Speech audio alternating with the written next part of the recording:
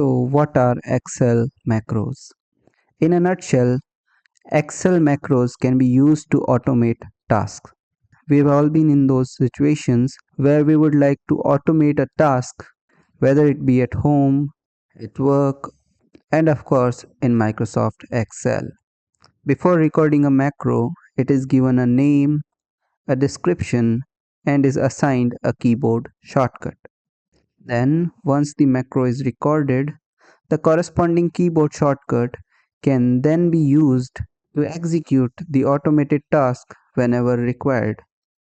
Currently, there are two sides to macros. There's the user-friendly side, and then there's what might be considered as a more complex side. But regardless of which side you use, they both rely upon VBA.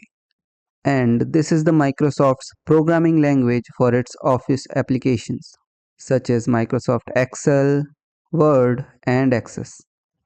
The method used in this section will be from the more user-friendly side, which doesn't really require any knowledge about VBA.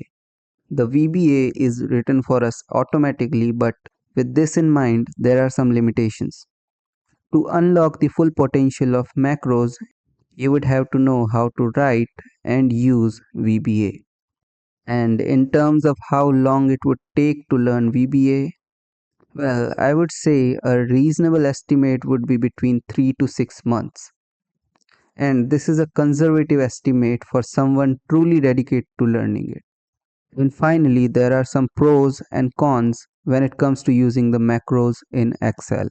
And of course, I'll share these with you as you go through this section.